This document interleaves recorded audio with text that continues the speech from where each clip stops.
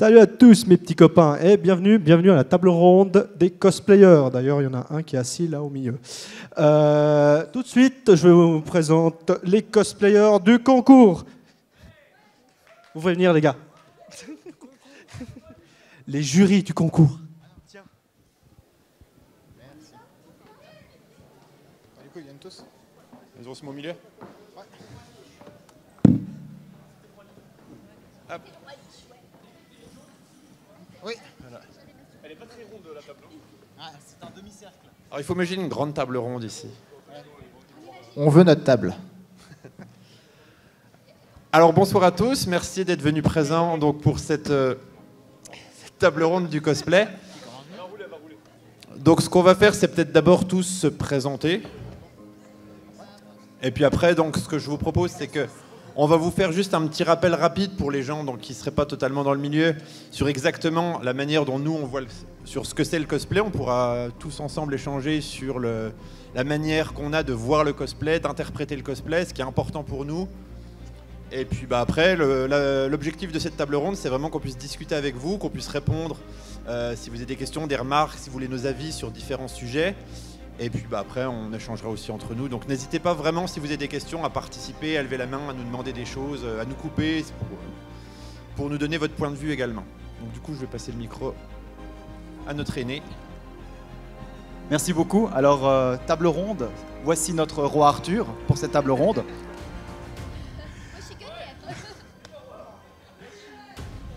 Par quoi commencer?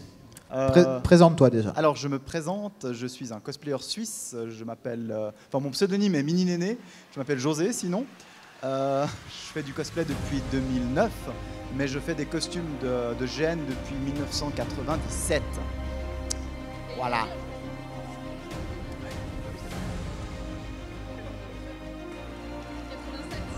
Merci. Et voilà, j'aime j'aime travailler le cuir et tous les nouveaux matériaux qui débarquent sur le marché. Voilà. Alors moi je fais du cosplay depuis 97 aussi. Non, c'est pas vrai. Pas du tout ça. Alors moi je suis Gats, je viens de Bordeaux. Pour ceux qui connaissent pas, c'est dans le sud-ouest de la France. Et je fais du cosplay depuis 4 ans et demi maintenant. Et ouais, je suis un peu plus jeune, désolé. et voilà, je kiffe pour l'instant et on en parlera plus profondément tout à l'heure. Ça se dit pas trop, ça, c'est bizarre.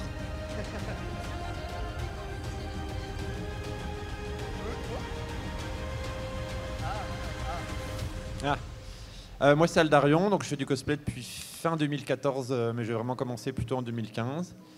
Et je suis plutôt spécialisé normalement, bon ça se voit pas trop, dans les armures. Voilà. Moi, c'est Edes. Je fais du cosplay depuis mi-2012, 2013.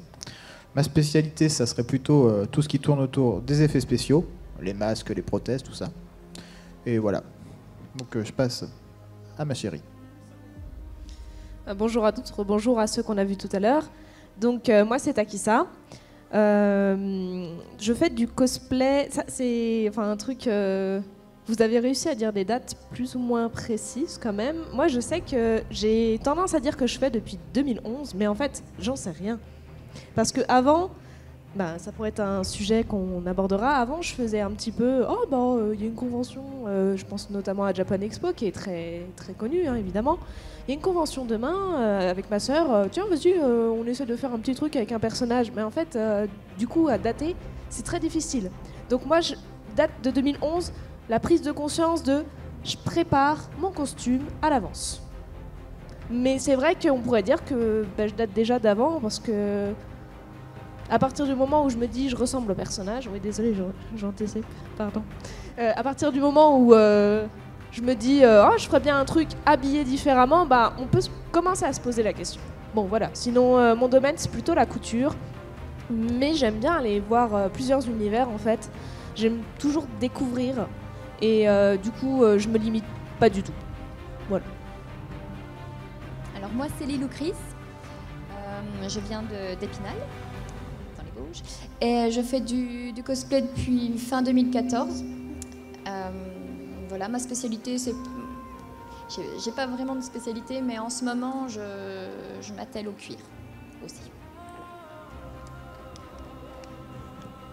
Alors du coup, lors de sa petite présentation, Edès ne vous l'a pas dit, mais en plus d'être de grande spécialiste des prothèses et du make-up, c'est aussi un peu l'historien du cosplay, puisqu'il a travaillé pour son diplôme universitaire sur le cosplay en tant que discipline à la fois artistique, à la fois manuelle, artisanale. Et du coup, ce qu'on vous propose, c'est un petit peu de... Je vais lui laisser un petit peu la parole pour qu'il explique un petit peu les origines du cosplay et comment on en est venu ici, voire rapidement, en quelques mots. Alors déjà, le mot cosplay, est-ce que pour tout le monde c'est clair ou pas? Ouais. Je vais quand même rappeler. Alors cosplay, c'est un mot qui en contient deux finalement, c'est costume player. La partie costume, c'est faire un costume, acheter un costume d'un personnage existant, un personnage de fiction qu'on peut reconnaître par une image, ça c'est important. Et la partie play, c'est jouer à être costumé, parce qu'on joue à être costumé, mais on joue un personnage qu'on costume. Ça c'est la définition un peu très générale du cosplay. Ça remonte à quoi? Alors cosplay, on pourrait dire, c'est... Beaucoup pensent que c'est japonais, c'est plutôt américain. Il y a deux grandes fresques qui ont nourri le cosplay, c'est Star Wars et Star Trek. Donc fin des années 70, début des années 80. Ensuite, ça s'est exporté au Japon, avec l'arrivée des animés, enfin la popularisation des animés et tout ça. C'est un japonais qui a inventé le terme cosplay. Et ensuite, ça s'est développé un petit peu partout, on va dire sur tous les continents, si on peut dire comme ça. Et chaque... On va dire il y a quand même des manières de faire du cosplay en fonction de où on le fait. C'est une généralité, c'est vrai avec, à mettre avec des guillemets. C'est-à-dire qu'admettons, en Europe, généralement, on aime bien fabriquer nous-mêmes notre costume, ensuite le porter. On aime beaucoup, on attache beaucoup d'importance aussi aux prestations sur scène. Voilà. Aux États-Unis, c'est plus la construction du costume et le côté très impressionnant du costume qui va primer. Donc eux, ils font pas trop de prestations, ils vont plus faire des défilés. Au Japon, peu importe si on a fait ou pas le costume, c'est plus l'image qui va être importante. Donc c'est-à-dire, on peut acheter, il y a des boutiques où on achète des costumes, on les porte et en fait on va faire des photos très léchées, très photoshopées, en fait le but c'est de ressembler, admettons, le plus possible à un manga, à quelque chose. Donc là, finalement c'est ça qui est intéressant, c'est que déjà sur une définition qui est à peu près générale pour tout le monde, il y a déjà plein de manières de le faire. Et c'est pour ça que là ce qu'on va faire un petit peu pour cette table ronde, c'est essayer d'aller voir tous les questionnements que ça peut poser, le cosplay. Parce que finalement, quand on regarde c'est quoi le cosplay, c'est une forme de travestissement parmi tant d'autres. Il y a eu le carnaval, il y avait les bals masqués. En fait, il y a eu plein de formes au cours de l'histoire de travestissement. Et nous, finalement, on est en train de créer une coutume, puisque c'est nous qui produisons du cosplay depuis plusieurs années. Et finalement, peut-être que dans 100 ans, ça n'existera plus. Et puis il y en a qui diront « Oh, il y avait des gens qui se réunissaient dans des conventions, costumés en personnages. C'était vraiment étrange comme... » voilà. Donc voilà. En fait, pour ça aussi que le mot costume il est important, parce que costume, ça vient de coutume. Et la coutume, c'est le fait, comme son nom l'indique, en fait, de pratiquer quelque chose et ça définit soit une époque, soit un mouvement. Voilà. Et ça, c'est un mouvement parmi tant d'autres. Voilà, voilà. Alors moi, j'aimerais juste revenir sur ce que tu as dit. C'est plutôt pour te titiller que pour te contredire. C'est qu'en fait, dans la définition de cosplay, costume, player, c'est une définition qui finalement est assez floue et c'est nous qui au quotidien construisons la définition de ce qu'est vraiment le cosplay en fait. C'est-à-dire que contrairement à certaines formes, on va dire, artistiques, on ne suit pas des règles, c'est nous qui écrivons les propres règles et ensuite le nom s'adapte à ce qu'on fait. Et ou la costumade, oui. Le cosplayisme, comme au XXe siècle. Voilà. Il y a plein de ismes. C'est vrai. Parce que moi, je voudrais revenir aussi sur ce que tu as dit tout à l'heure, sur la limite, qu'est-ce que vraiment le cosplay? Donc comme tu l'as dit, tu disais quoi exactement? En Une fait, image de référence. je disais, voilà, je vais donner un exemple tout bête. Demain, vous voulez faire un personnage du Seigneur des Anneaux, prenons au pif Legolas. Legolas. Excusez-moi. Si vous faites Legolas en partant du film de Peter Jackson, quelqu'un qui va être dans la convention va vous dire « Ah, tu as fait Legolas, je le reconnais. » Et pourquoi vous le reconnaissez? Parce qu'il y a eu l'image. L'image dans le film. Donc là, je prends, voilà. Par contre, si cette même personne fait un Legolas à partir de la description du livre de Tolkien, bah, vous n'allez pas nécessairement savoir qu'une personne qui passe va faire Legolas. Et c'est en ça que le cosplay a une règle. Pour moi, il y a l'image qui est importante parce qu'on fait la comparaison entre l'image et la personne qui se costume. Oui, la mais du référence. coup, la personne qui a fait le cosplay tiré de la référence, est-ce que c'est un cosplay? Répète. La personne qui a fait le costume de Legolas tiré du livre, est-ce que c'est pour autant pas un cosplay? Question.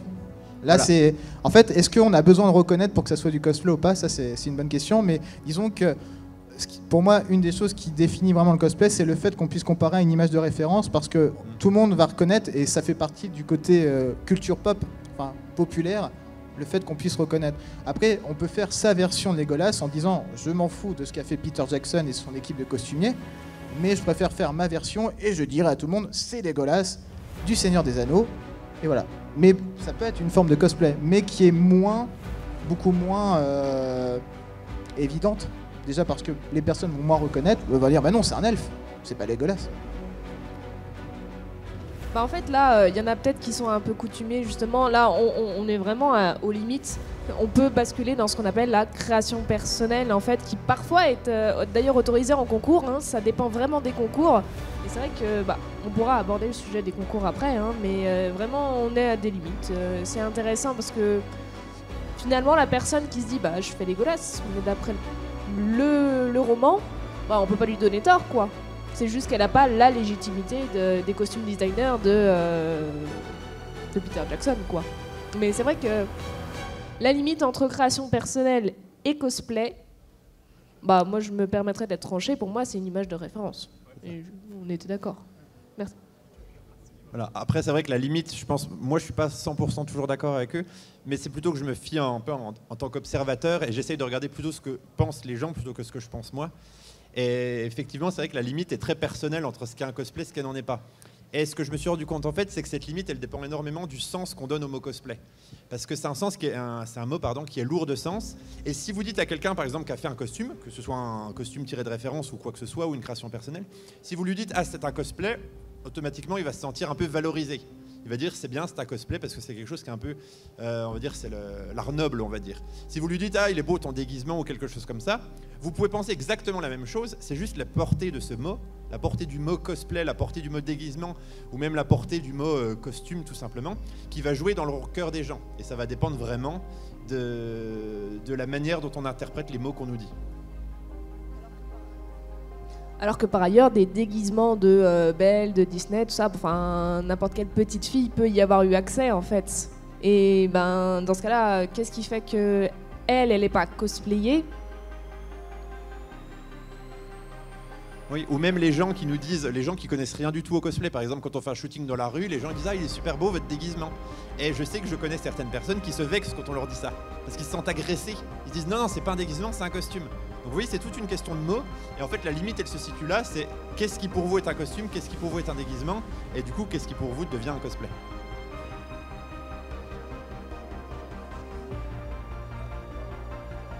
D'accord. Alors du coup, je pense que du coup, on a atteint un petit peu la limite de ce qu'est la définition du cosplay. Vous voyez que c'est pas quelque chose de clairement défini et que c'est avant tout quelque chose de personnel. Est-ce que vous avez des remarques? Peut-être des questions, des choses, parce que du coup, on veut aussi vous faire intervenir, c'est aussi le but de cette table ronde, ou est-ce qu'on enchaîne? On enchaîne? Ok. Ouais. Ouais.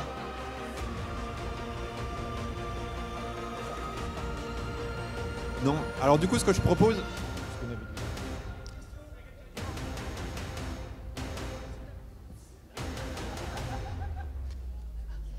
C'est pour la différence entre déguisement et cosplay. Je me demande si la différence, c'est pas vraiment juste le play, le fait d'avoir aussi l'intention d'interpréter le personnage d'une façon. Ou juste l'intention vraiment de créer le costume ou d'acheter le costume pour interpréter le personnage, pour être le personnage, plutôt que juste porter vite fait la tenue.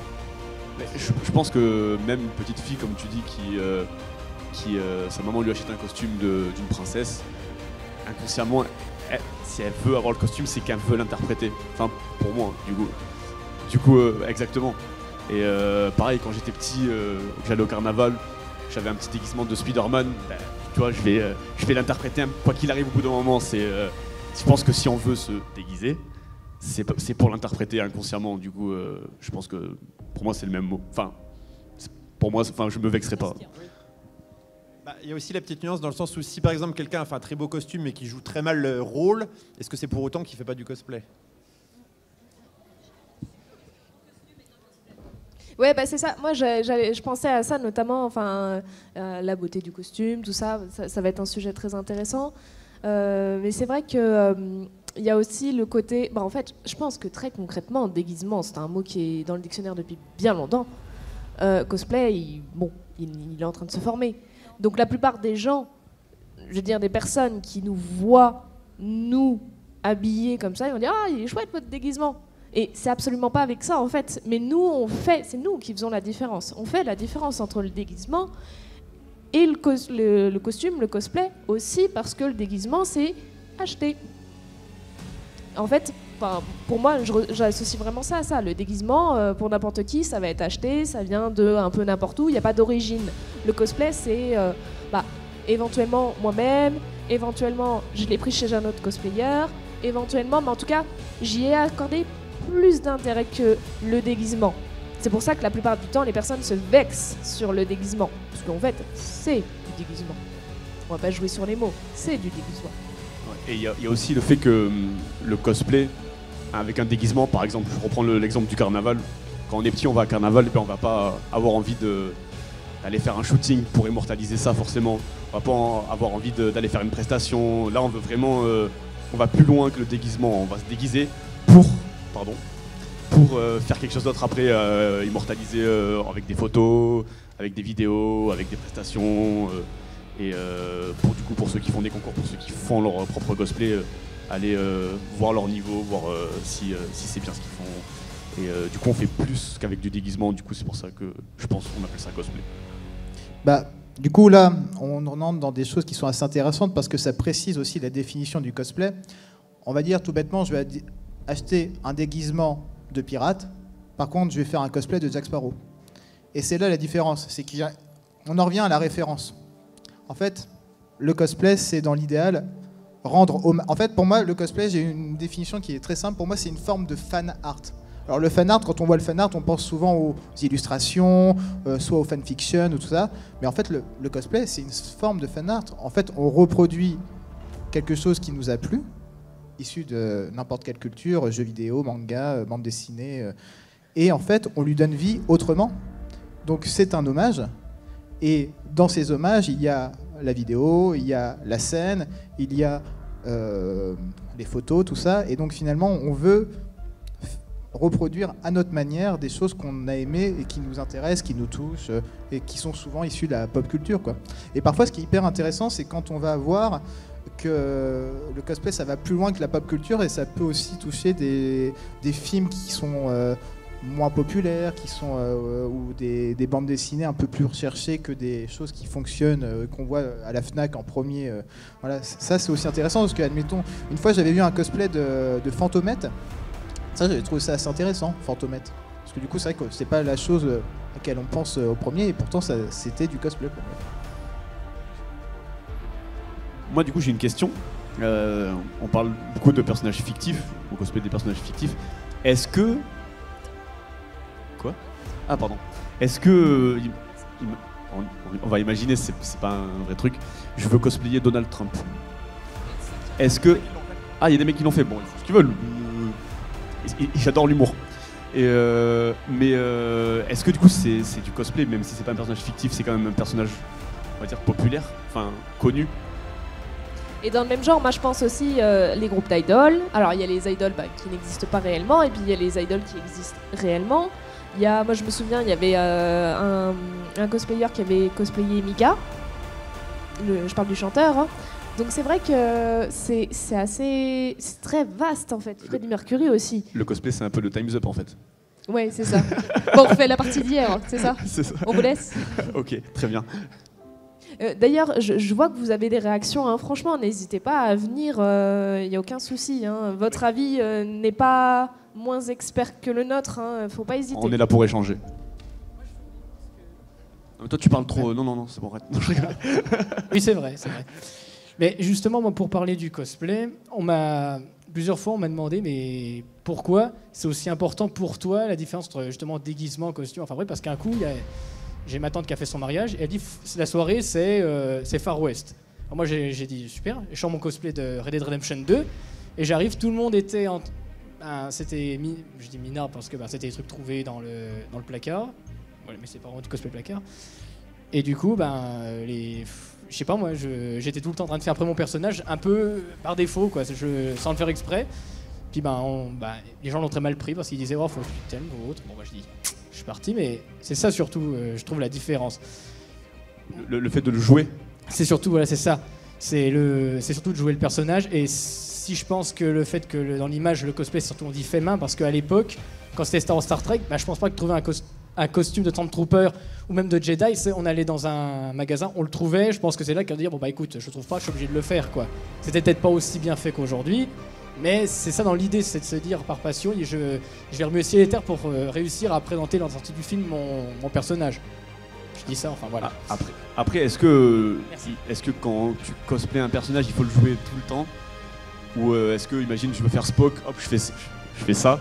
Est-ce que c'est joué? Enfin, du coup c'est ouais. Vas-y, prends-le. Du coup, je dirais, parce que moi, je m'arrête jamais, moi. Du coup, ça me fait des fois du tort, parce que quand je suis en cosplay, cosplay, t'es chiant, t'es le pote chiant, toi.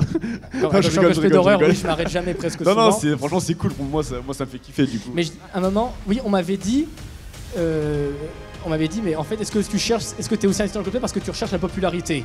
Pourquoi est-ce que tu veux absolument que ton cosplay ça plaise aux gens? Et j'ai répondu en fait que je suis tellement fan de mon personnage. Bon, j'ai pas non plus à aller dire que je voudrais tellement être mes personnages que je fais. C'est tellement pour moi, c'est une part de moi, presque les personnages que je fais, que plus je m'investis tellement parce que je veux que les gens ils aient l'impression de voir le personnage. Car plus ils auront l'impression de voir le personnage, plus moi j'aurai l'impression de l'être et d'être dans mon univers. Du coup, c'est pour ça qu'en fait, je suis autant investi et c'est ça pour moi la différence. C'est quelqu'un qui fait vraiment un cosplay et quelqu'un qui fait plutôt je viens déguisé pour l'ambiance. Je pense que ça nous permet de soulever une autre question plutôt que la limite du cosplay, puisque vous avez vu que c'est vraiment très personnel. C'est la question de jusqu'où on peut aller en cosplay, en fait. C'est-à-dire que jusqu'où on peut interpréter son personnage, jusqu'où on peut vraiment parfois dépasser les bornes sous prétexte qu'on est dans le cadre d'un personnage. On connaît tous quelqu'un qui s'est un jour habillé en Deadpool et qui a fait n'importe quoi dans une convention, ou ce genre de choses-là. Effectivement, à partir de quand on dépasse les bornes, ça encore c'est quelque chose d'assez personnel effectivement là-dessus, et il faut qu'on soit vigilant. C'est pas parce qu'on est dans le cadre d'un personnage qu'on doit oublier toutes les règles qui existent dans notre société. C'est bien vrai. Alors moi je me suis dit qu'on pouvait peut-être, en plus on parle après le concours cosplay, on pouvait peut-être parler un petit peu des concours, parce que précisément en concours on peut peut-être se demander un petit peu des fois qui peut participer au concours. Il se trouve que justement, c'est là où on a des restrictions les plus claires dues au règlement de chaque concours. Et c'est vrai que un concours, normalement, ne peuvent concourir. Il y a des nuances, évidemment. Un grand concours, plus le concours est prestigieux, plus on va valoriser c'est le cosplayer qui est à l'origine de tout, en gros. Bon, peut-être pas les chaussures.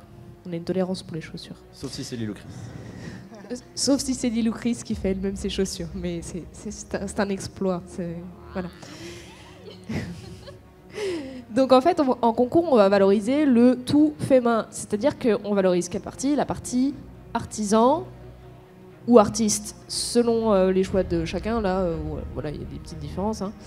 On va vraiment valoriser toute la création du cosplayer. Et aussi évidemment la partie scénique, puisque le but d'un concours c'est aussi de passer sur scène, sauf les catwalks qui consistent en fait à juste défiler en costume, mais qui sont somme toute assez limités dans la partie roleplay, dans la partie la deuxième partie du cosplay quoi. Et c'est vrai que en concours les règles sont de plus en plus fixées. Alors c'est pour ça qu'on a tendance à prendre les règles du concours comme je dirais référence générale quoi. En gros, t'es pas un cosplayer si t'as pas fait ton costume. C'est ça l'idée. Et en gros, on peut vite tomber dans un truc un peu élitiste exactement et qui se mord la queue quoi. En gros, où non, toi tu vaux moins parce que t'en as fait moins, que tu fais moins bien et que du coup non, t'as rien à faire là. Alors que si on reprend ce qu'on a dit tout à l'heure. En fait, ça n'a rien à voir, c'est du bonus. de faire son costume soi-même. Alors après, ça peut être la source principale de bonheur qu'on tire dans le costume, enfin dans le cosplay. L'astuce révélateur, moi, c'est ce que justement je préfère.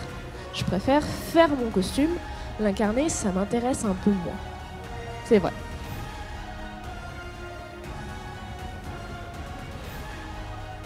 Alors justement, on parle de ça parce que moi, ce que je préfère, c'est incarner le personnage. Alors déjà, j'ai 3 mains gauches, du coup, pour coudre ou autre, laissez tomber. Et du coup, ce que je trouve qui est dommage en concours, c'est qu'il n'y ait pas des concours libres où on peut juste interpréter notre personnage sans forcément qu'on doive regarder les coutures, nanana. Par exemple, moi, c'est un cosplay tout placard, mais du jeu Dead by Daylight, parce que j'adore ce jeu. Et en plus, je trouve un Michael Myers, du coup, c'est cool. Et justement, j'adore faire ça. Genre, je rencontrais des gens qui sont dans le même univers, faire des photos ensemble, des vidéos, des machins, des trucs. Et c'est vrai que c'est dommage qu'il n'y ait pas plus de scènes libres où on peut juste faire une scène, faire une prestation, parce que je trouve que c'est ce qui manque, en fait. Ouais, mais moi, perso, je suis d'accord, mais du coup, il faudrait 3 styles de concours. Un pour le costume, un pour la presta et un pour le costume et presta qu'on fait généralement. Et peut-être que, je sais pas, ça ferait trop. Après, c'est vrai, les concours où c'est costume et presta, ça, il y en a plein. Les concours où c'est que costume, il y en a, mais c'est vrai que les concours que presta, il y en a pas.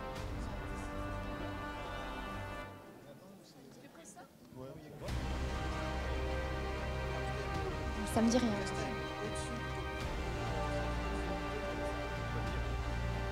Et c'est vrai que très vite, en fait, je sais pas pour ton témoignage, tu peux peut-être te sentir, enfin, je suppose, hein, tu peux peut-être te sentir un peu des fois dévalorisé, alors qu'en fait, tu déroges pas du tout à la définition du cosplay. Et c'est vrai que c'est toujours un petit peu compliqué, en fait. Il y a une question de surenchère qui peut être gênante. C'est ça, parce que dans le cosplay, qu'on le veuille ou non, il y a toujours une forme d'élitisme en fait. Il y a toujours des gens qui vont se sentir au-dessus parce qu'ils ont gagné des concours ou qu'ils ont fait eux-mêmes leur cosplay.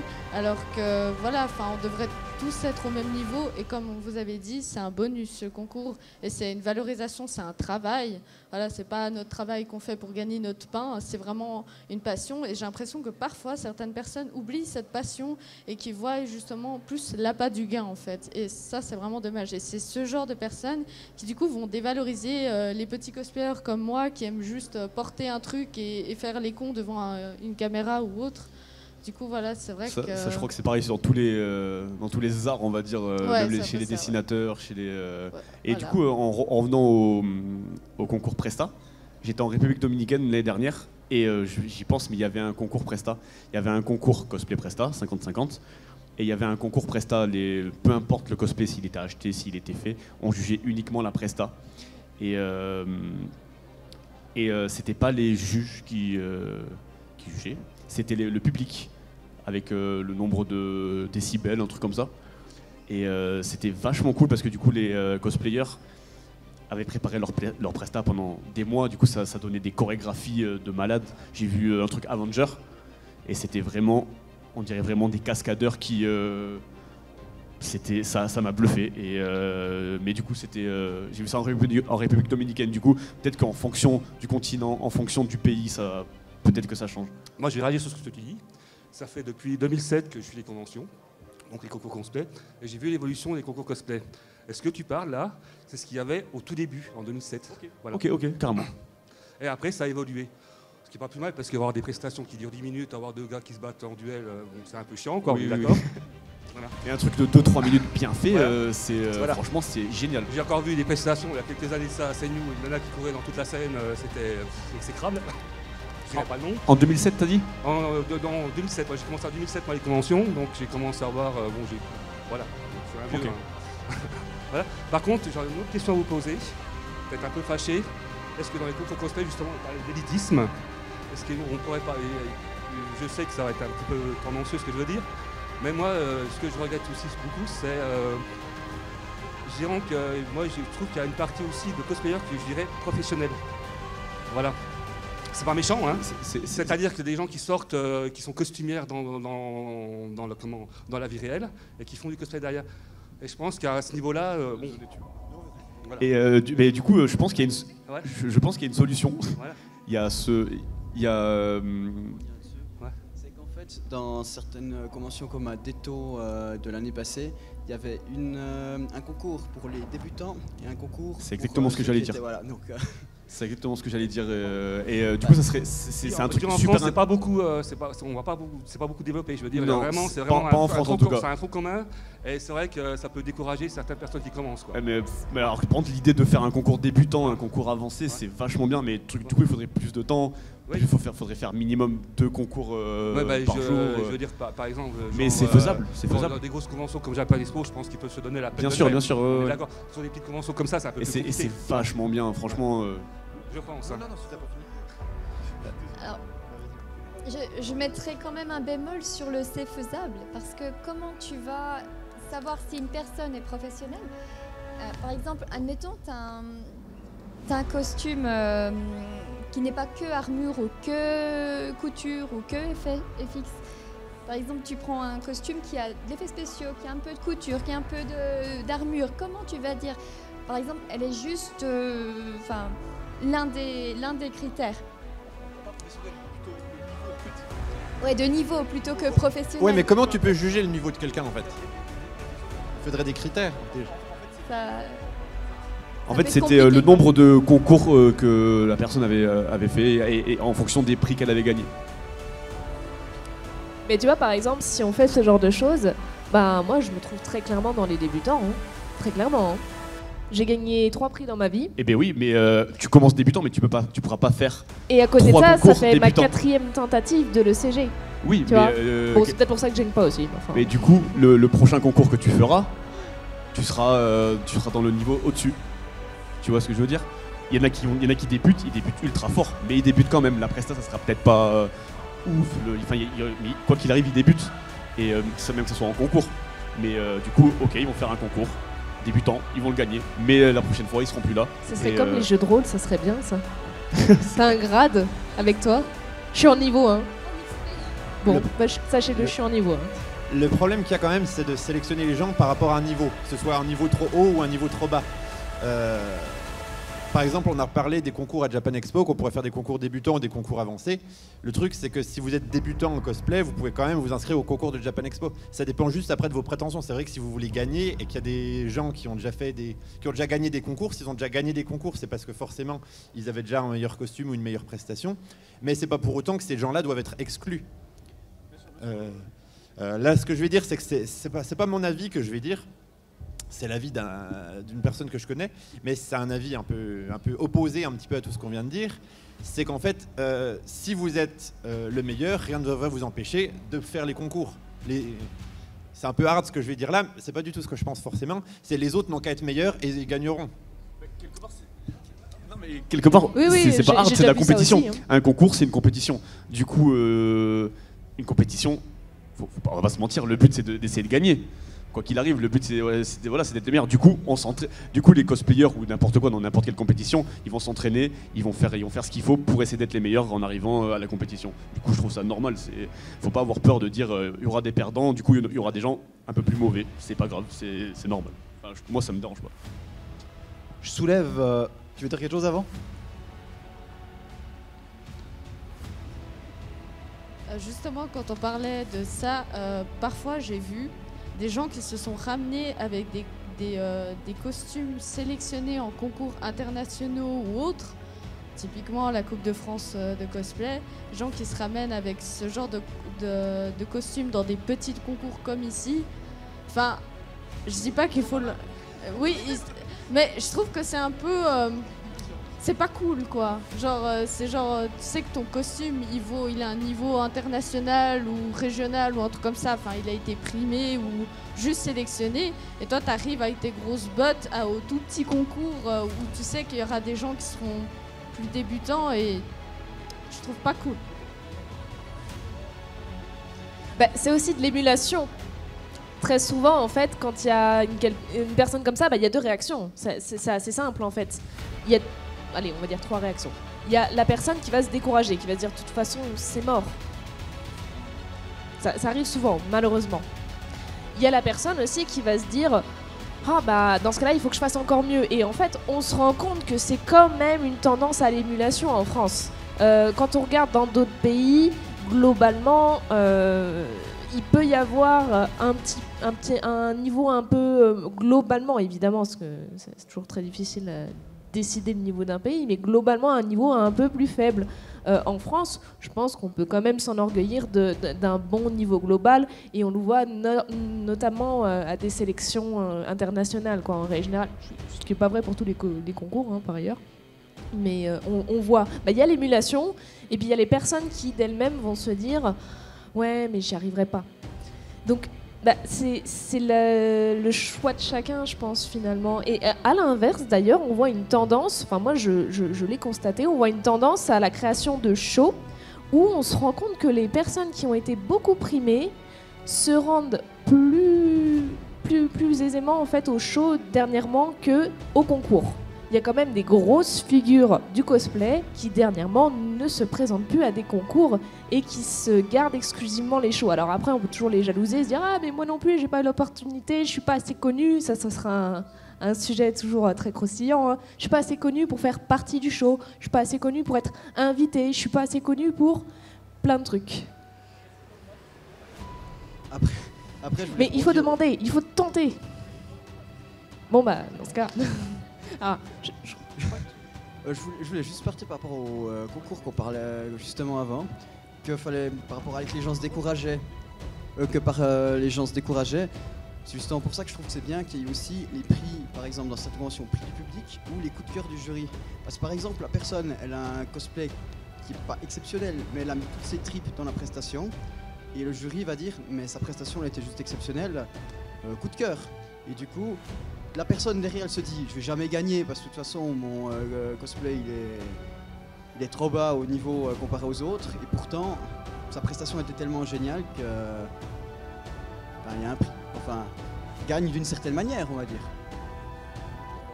Après, de toute façon, je pense que l'un des problèmes aussi, c'est finalement que une des manières de pouvoir développer de la prestation sur scène, ça passe beaucoup par des concours.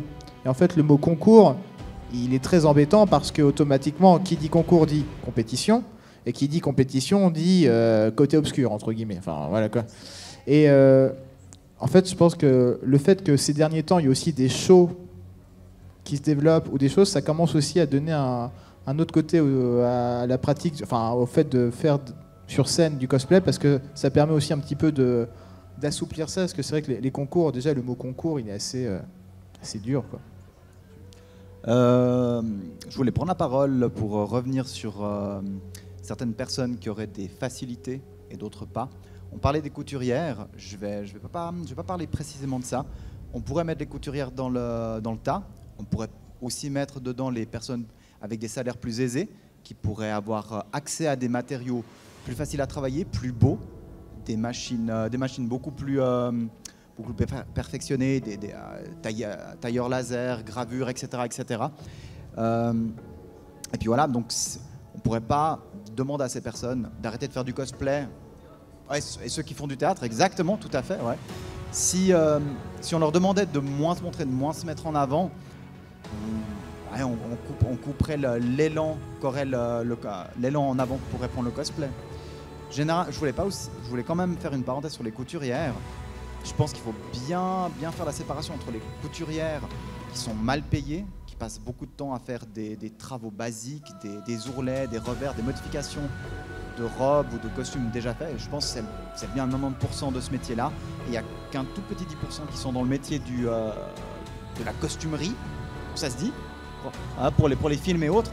Et je pense que ces 10%-là qui sont vraiment monstres spécialisés, ça les intéresse pas de faire du cosplay s'ils font déjà des costumes pour des films ou des productions, séries télé et autres. Mais je comprends tout à fait ton ressenti par rapport à ce que tu disais tout à l'heure. Et puis voilà.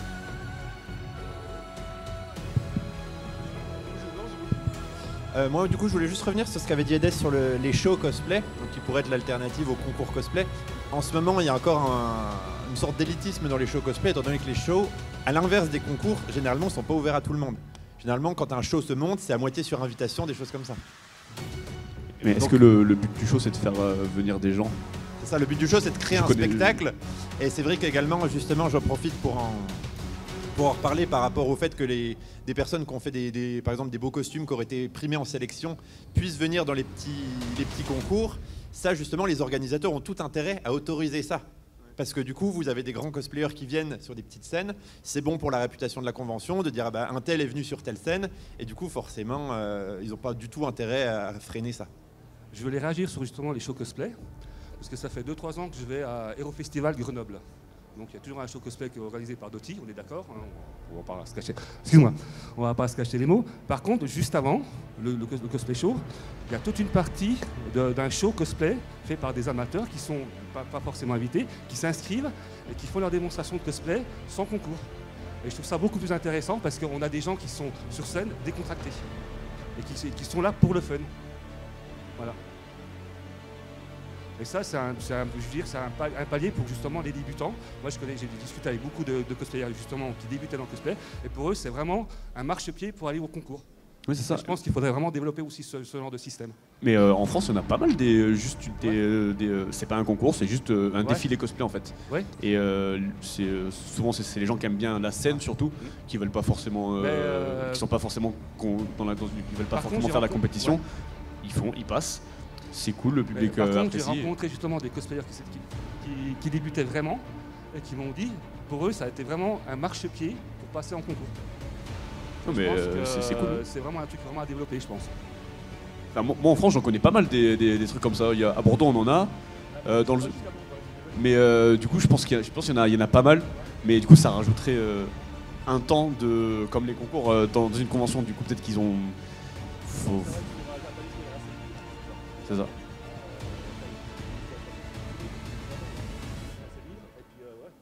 Mais c'est moins public, je veux dire, par contre, ça c'est vraiment. C'est comme vraiment si c'était un concours sans être. C'est vraiment un concours sans être un concours, si tu veux. C'est vraiment, il y a vraiment une presta qui est travaillée, il y a vraiment des costumes qui sont travaillés. Et moi, franchement, je m'éclate en tant que photographe. Je préfère m'éclater sur ce genre de spectacle que sur un concours où on a des gens qui sont quand même en stress. Après, le stress, faut pas y voir que du mauvais, hein. Ça peut être très bon. Bien sûr. Oui, rien à voir, mais depuis tout à l'heure, vous parlez des shows cosplay et je vois pas du tout ce que c'est, les shows. Bah, les shows cosplay, effectivement. Bon, si tu veux, les shows cosplay, effectivement, comme l'a dit Pax, vous avez à la fois des shows qui sont préparés par des personnes, donc qui sélectionnent d'autres personnes parmi leurs amis généralement, et ils montent une prestation ou plusieurs prestations. C'est pas des concours, c'est juste un passage sur scène. Par exemple, je sais, ils avaient fait The Greatest Showman, ils ont fait Le Roi Lion. Et également, il y a eu un show cosplay à Japan Expo pour les 20 ans où ils ont demandé à des cosplayers, si vous voulez monter sur scène, en gros, vous avez carte blanche, que ce soit dans le costume, que ce soit dans la prestation. Carte blanche aussi dans la durée, c'est-à-dire que c'est pas comme un concours où vous avez 1 minute 30 par personne. C'est pour faire une animation gratuite, en gros. Ok, merci.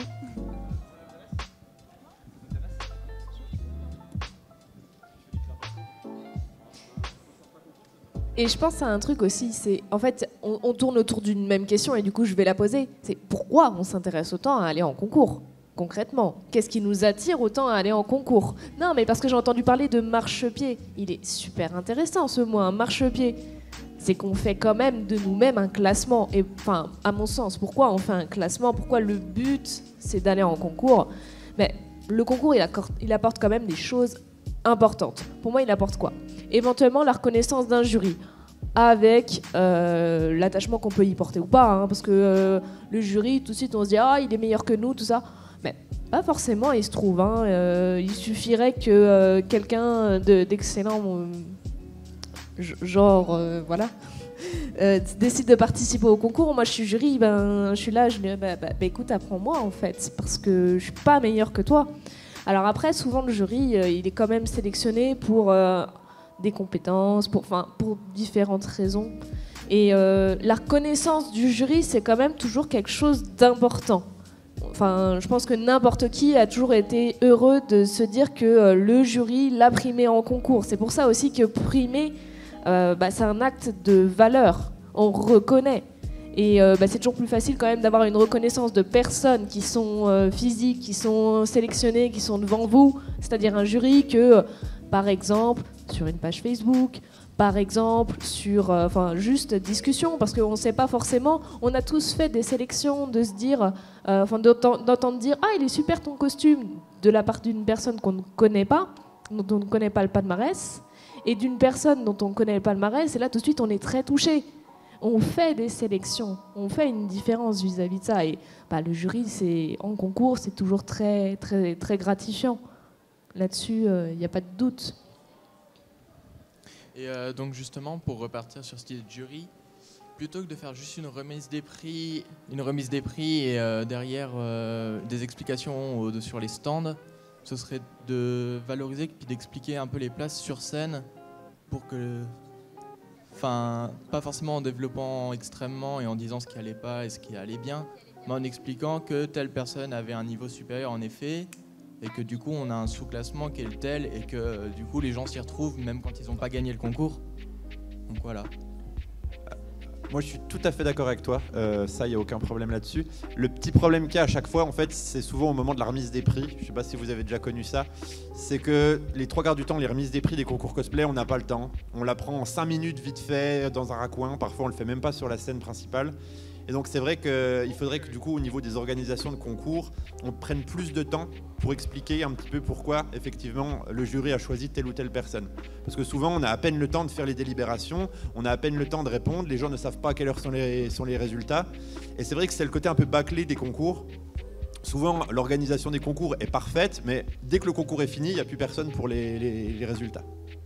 Généralement on dit toujours aux participants, en tout cas nous les jurys, qu'on reste à leur disposition pour répondre à leurs questions, pour le pourquoi, du comment et autres.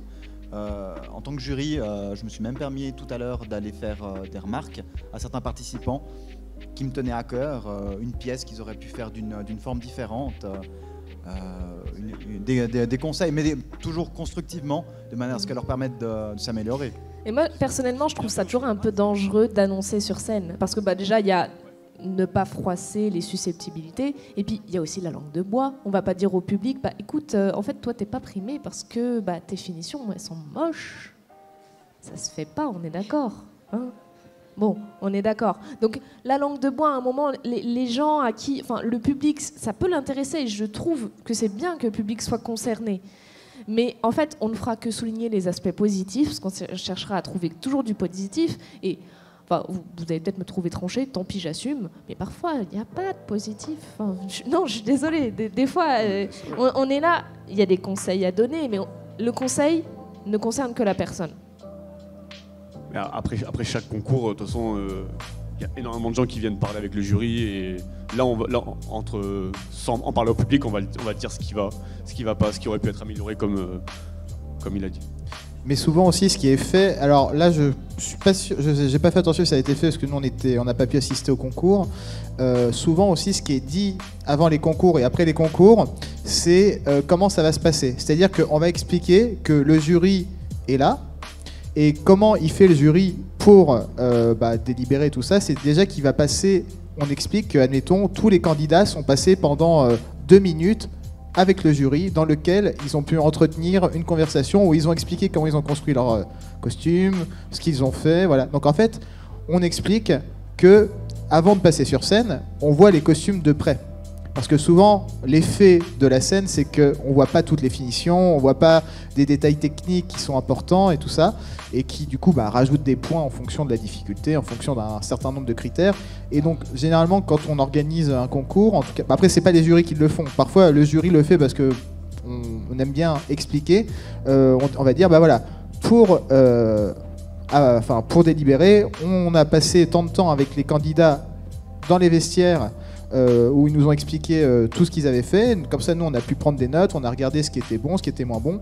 Et ensuite, l'autre partie de la note, elle se passe sur scène. Tout ça. Donc, généralement, ça, c'est aussi expliqué au public pour dire, en gros, c'est pas juste on les voit sur scène et c'est tout, quoi. Parce que ça, c'est important de l'expliquer, parce que ça se passe tout le temps comme ça. S'il y a un concours où on fait juste passer les gens sur scène et que le costume compte énormément dans la note, au moins à 50%, c'est un concours qui est pas très sérieux selon moi. J'ai déjà vu 1 ou 2 concours, on dit de toute façon on s'en fout, hein, vous les verrez sur scène les costumes. Non. Le cosplayer, il a travaillé, même s'il a acheté son costume, on s'en fout, même le fait d'acheter un costume, c'est comme une démarche qui est intéressante parce que ça veut dire qu'il veut jouer le personnage, voilà. Donc, en fait, il y a plein de choses qui sont positives dans le fait de faire son costume, dans le fait de ne pas le faire. Enfin, donc voilà. Et justement, parfois, c'est hyper intéressant de dire, moi, admettons, il y a un costume, j'ai fait un Joker. Concrètement, je m'en foutais de faire la tenue. Par contre, ce qui m'éclatait, c'était de faire le maquillage. Voilà, j'ai acheté le costume, je l'ai stylisé, et par contre, je me suis éclaté à faire le maquillage en faisant des belles prothèses, tout ça. Et c'était la partie qui m'intéressait de faire sur ce personnage. Du coup, je fais mon mea culpa, pardon. Je voulais juste préciser et puis apporter une anecdote. Avec chaque participant pour ce concours, on a passé 5 minutes par personne. On les encourageait à parler, de nous parler de ce qu'ils avaient préféré faire comme pièce sur leur costume, la manière dont ils l'ont fait, les matériaux, etc. etc. Je viens juste sur une anecdote. J'étais en Espagne, concours cosplay en tant que jury.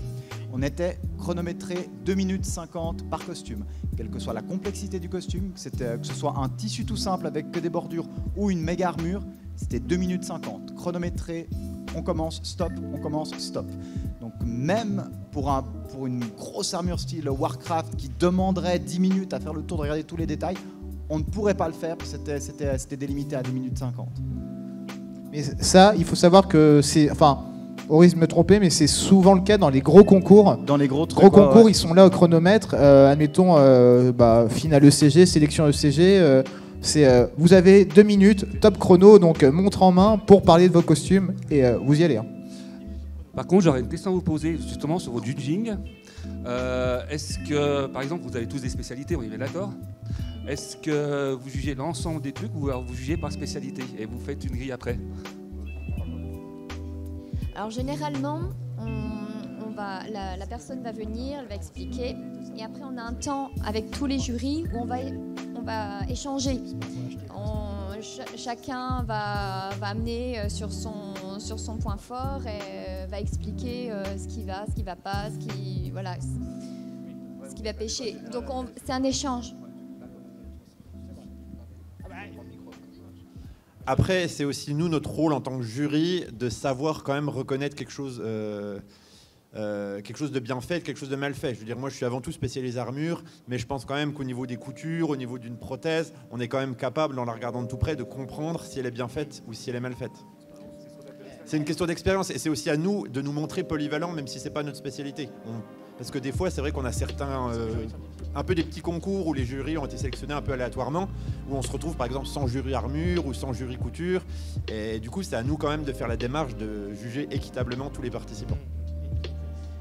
Du coup, je dis vite fait, vous parliez à un moment que le public est aussi un petit peu une part importante pour juger, comme vous dites. Non, c'est pas ce que vous avez dit? Non, vous n'avez pas.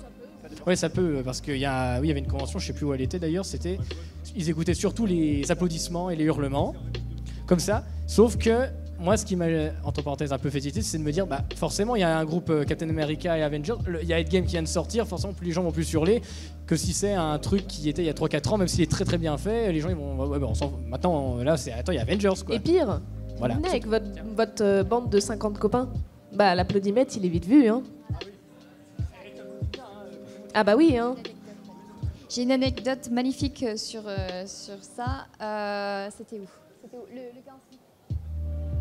Enfin bref, on s'en fiche où c'était. Il y avait une magnifique convention comme ça avec un concours de applaudimètres et il y avait un magnifique monsieur en slip, voilà. Et lui, il a failli à ça gagner le concours. Donc en slip. Même pas de weathering, rien, en slip. Ok.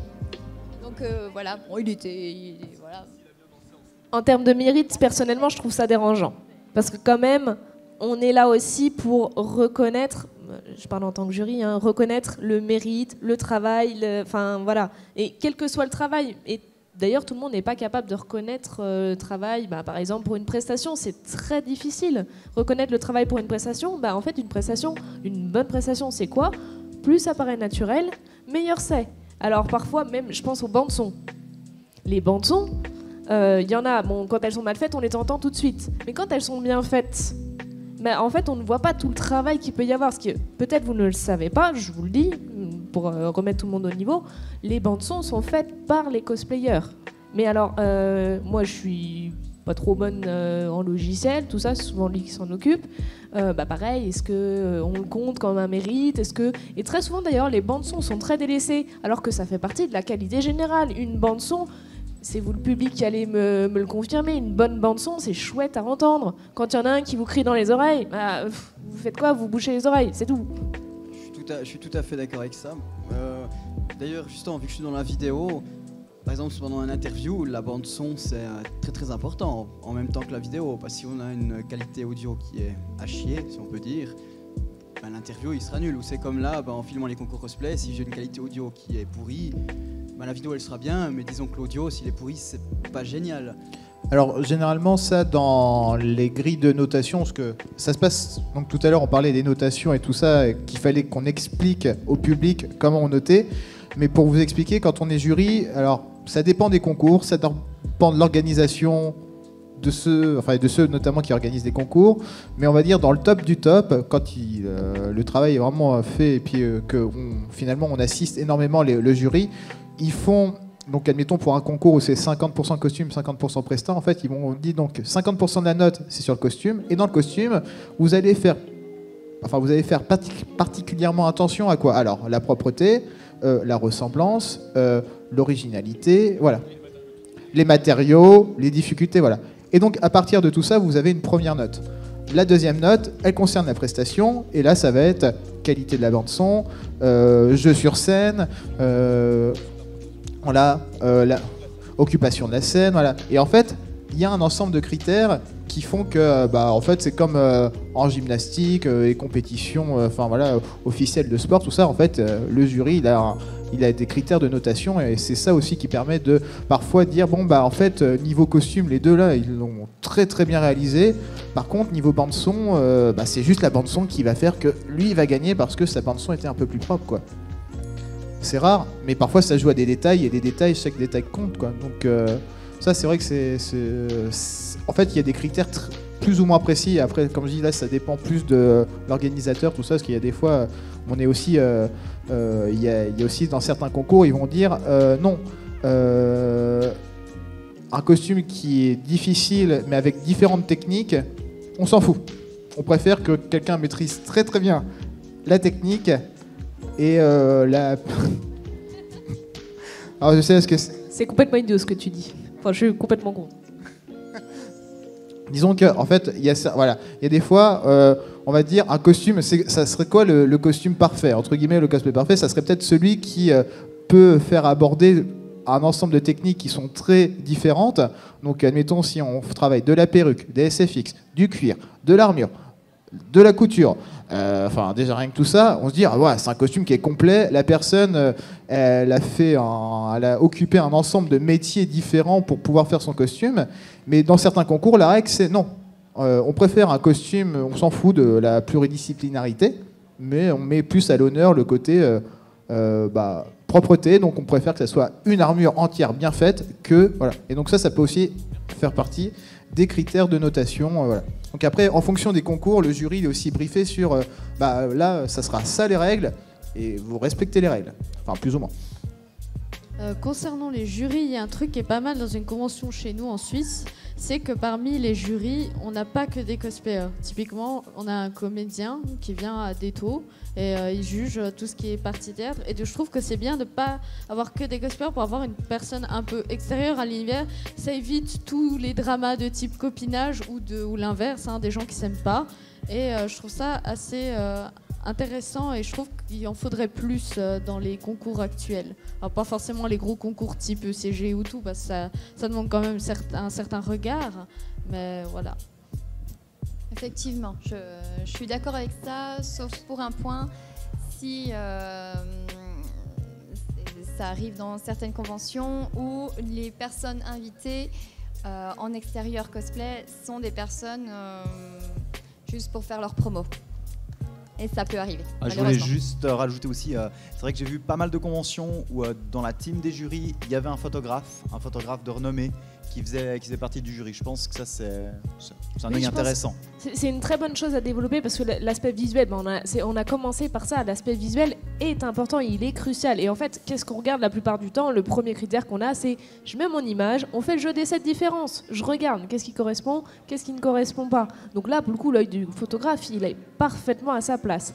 Par contre, à l'inverse, j'ai entendu des échos de manière de juger où en fait le ratio habituel était parfaitement inversé en fait. Ce qui s'est passé, c'est qu'il y avait une cosplayeuse qui était plutôt une bonne cosplayeuse dans le sens où elle connaissait un bon panel de techniques et elle avait vraiment le regard pour pouvoir juger ça c'est bien exécuté, ça ne l'est pas. Et à l'inverse, elle avait des personnes choisies dans le public. Alors je crois qu'il y avait une petite fille. Alors du coup, non, je veux que ça soit la Reine des Neiges. Non, c'est la Reine des Neiges, la Reine des Neiges, la Reine des Neiges. Enfin bon, ça devenait du n'importe quoi. Et en fait, les gens ont eu tendance à faire selon leur coup de cœur. Et là, ça devient quand même dangereux parce que l'avis du cosplayer qui... En fait, pourquoi on fait appel aux cosplayers pour être jury, c'est que on connaît, pas tout, mais on connaît les difficultés, on connaît le temps, on connaît les matériaux, on connaît ces choses-là. Et en fait, elle a bataillé, et je crois qu'elle n'a pas réussi à obtenir gain de cause, pour faire primer quelqu'un qui a sué sang et eau sur son costume et qui avait un bon rendu. Donc là, en fait, c'est limite injuste. Et à côté de ça, étant membre du jury, elle a dû assumer la décision du jury. Là, c'est horrible. Parce qu'elle n'était absolument pas d'accord. Elle trouvait que c'était injuste, pas mérité.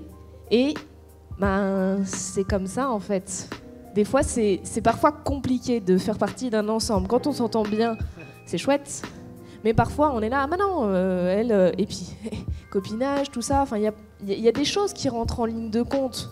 On ne peut pas tout le temps avoir des choses parfaitement honnêtes. Avoir les connaissances et être en dehors du... Après, on a le droit de ne pas être d'accord. On a le droit de préférer l'un à l'autre objectivement.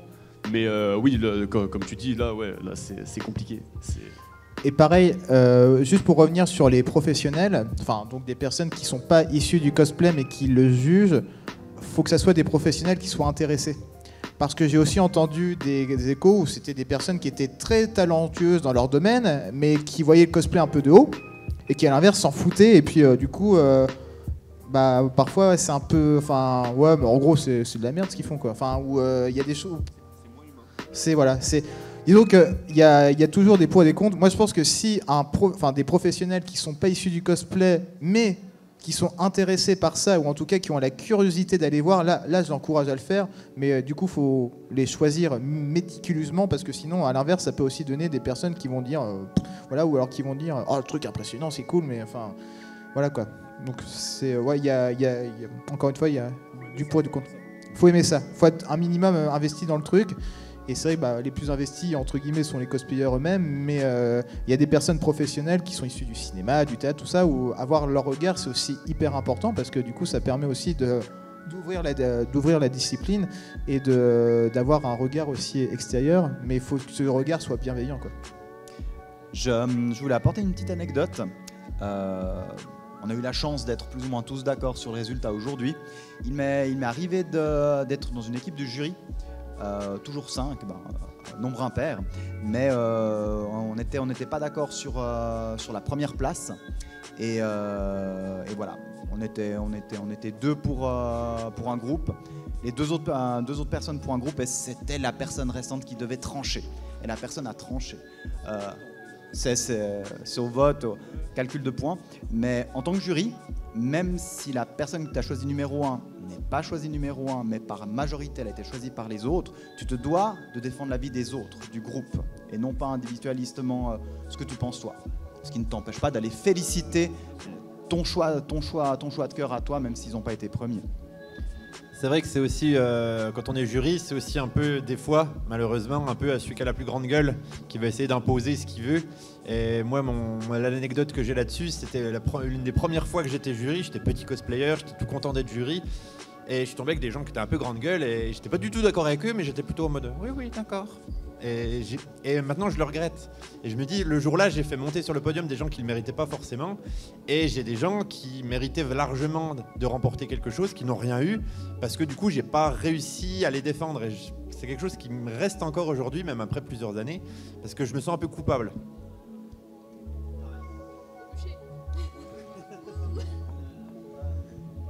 Et du coup, quand tu es dans cette place-là, et que tu as vu quelqu'un qui a fait un travail exemplaire, une presta incroyable et tout, et que tu la vois gagner, mais que les autres ne sont pas d'accord, tu dois t'accrocher sur le moindre petit détail pour défendre ton avis.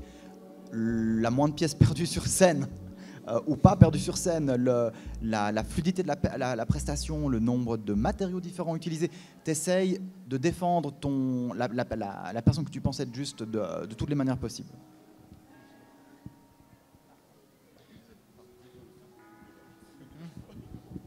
Vous aviez dit au début que le cosplay, c'était faire un costume qui avait pour référence une image. Et du coup, je me demandais dans les concours, par exemple, pour deux personnes qui ont des costumes, on va dire, un peu moyens, mais une personne qui va avoir la bonne taille, la bonne corpulence du personnage ayant pour référence à l'image, et quelqu'un qui aurait, par exemple, pas forcément la bonne taille, la corpulence, ou même la bonne couleur de peau, mais pareil, avec un costume un peu moyen. Laquelle choisirez-vous pour départager? Vous allez prendre celle qui fait référence à l'image? Alors, si on se réfère à l'image, on va regarder que le costume. La personne en soi, elle peut faire 50 cm, 3 mètres, on s'en fout. 50 cm, ça n'existe pas? Merde. On va regarder que le costume. Le maquillage, au pire. Le maquillage, si moi, des fois, je note accurate plus 1, je me fais des petits des trucs pour moi-même, c'est que le costume, il y a vraiment tout ce qu'il faut, tout ce qu'il y a sur l'image. La personne, voilà, elle peut faire 5 kilos ou 100 kilos. Ouais, je prends les extrêmes, je sais pas pourquoi, j'adore. Franchement, on s'en fout.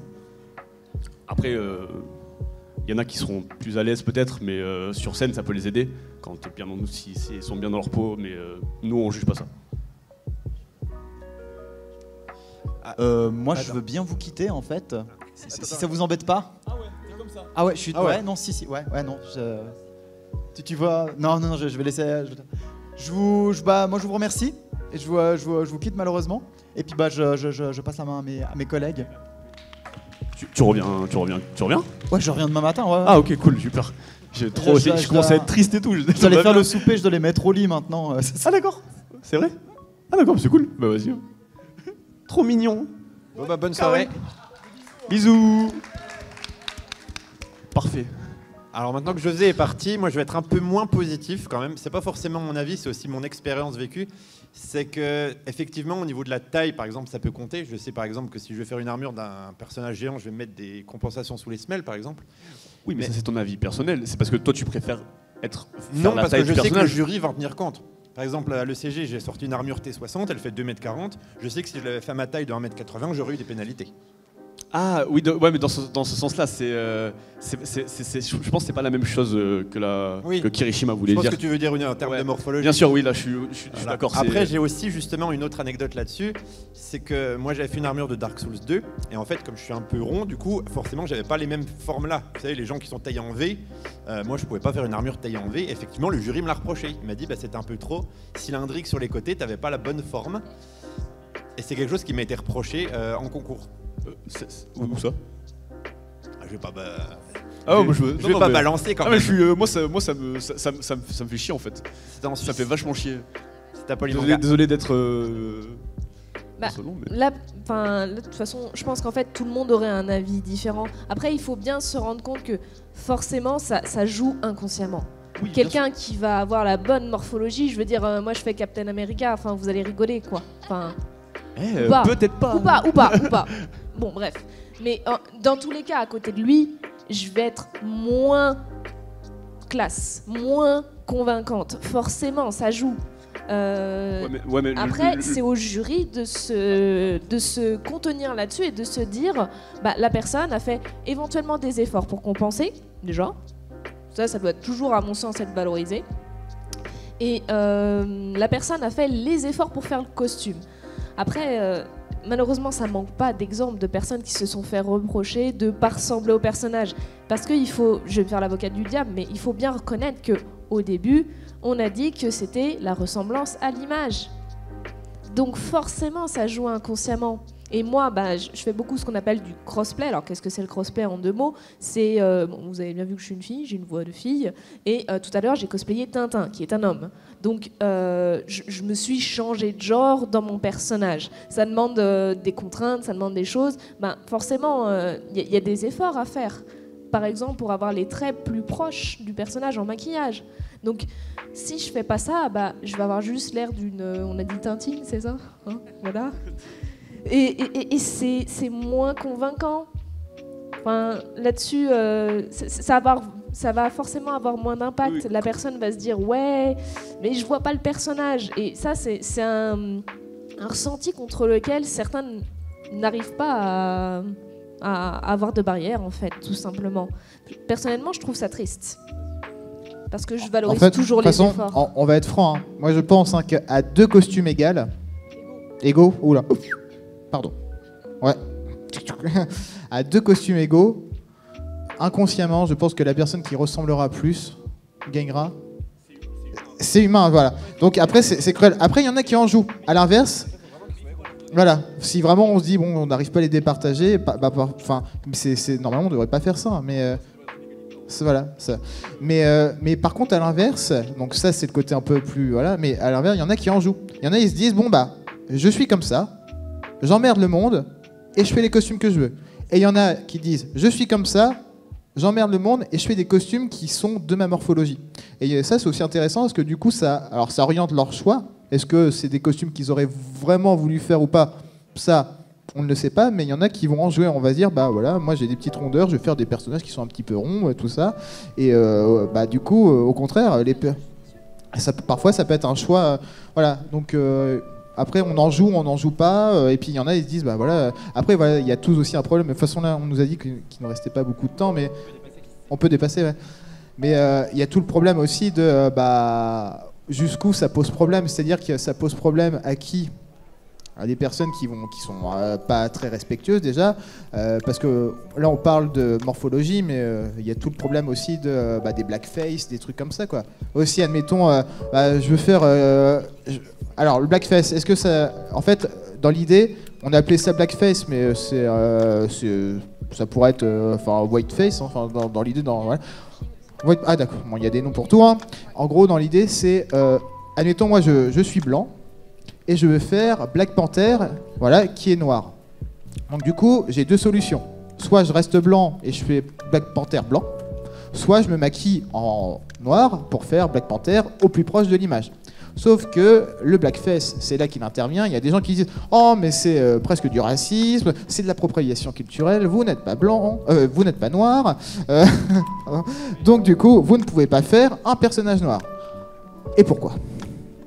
Et donc là, c'est là aussi on va interpréter, là ça pose des problèmes, et c'est pas que des problèmes de morphologie, c'est aussi parfois, mais j'aime Black Panther, au contraire, j'aime la culture africaine et je trouve que c'est un hommage, donc j'ai envie de le faire au plus proche et tout ça. Et ouais, mais sauf qu'il y aura toujours des cons ou des connes, hein, désolé, mais qui vont être là pour dire « Oh non, c'est n'importe quoi, c'est de l'appropriation culturelle et nanani et nanana, quoi. »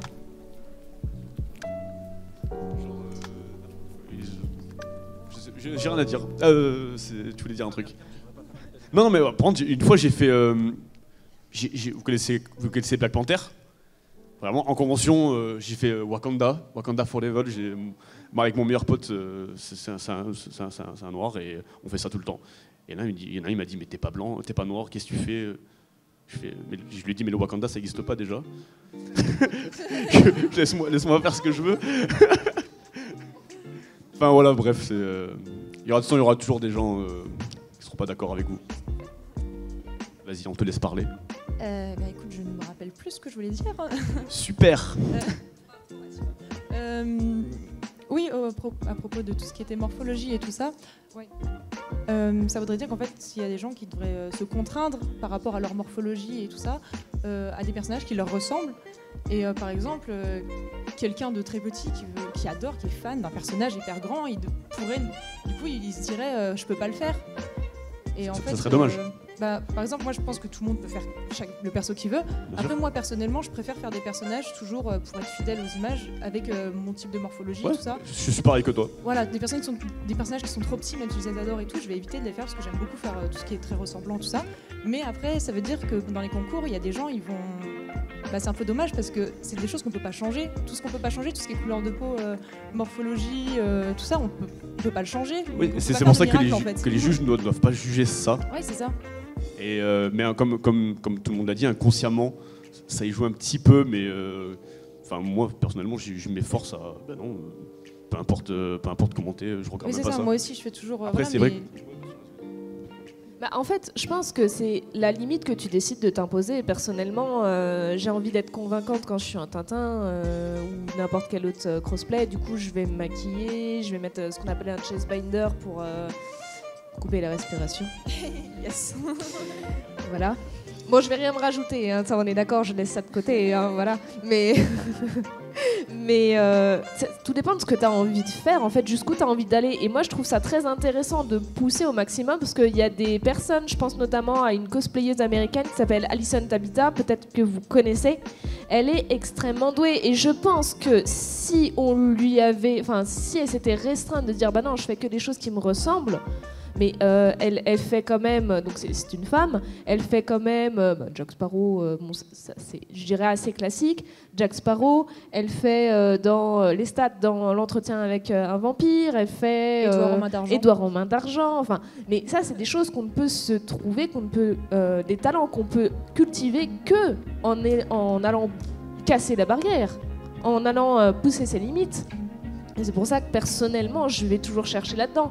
Après, là justement, pour un de nos futurs projets, on a pris en compte, mais pour ce concours en particulier, on sait très bien que si je fais le personnage que j'avais prévu à l'origine, après on contourne.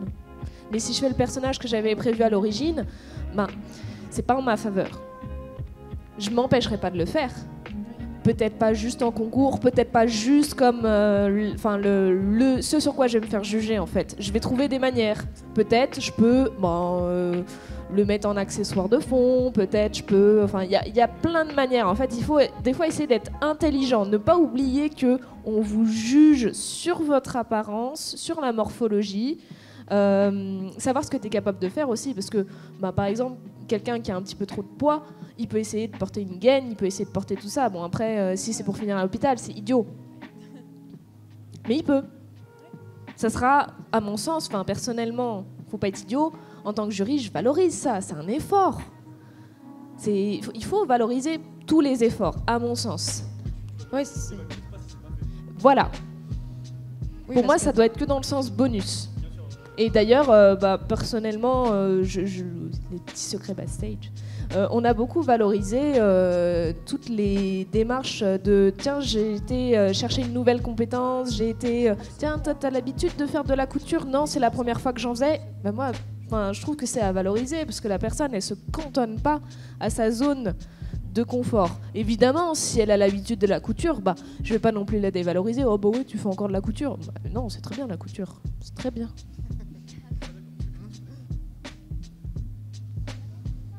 Chers amis, chers publics, merci pour votre participation. Je suis fatigué. Chers cosplayers, invités cosplay, merci beaucoup. Aïe. C'était le mot de fin. Je dois malheureusement interrompre cette discussion très intéressante parce qu'on a dépassé l'heure et que la convention va gentiment fermer ses portes. Merci pour tout. Merci et je vous à dis vous. à demain. Vous faites des bottle flips, les gars. Merci pour tout et à demain.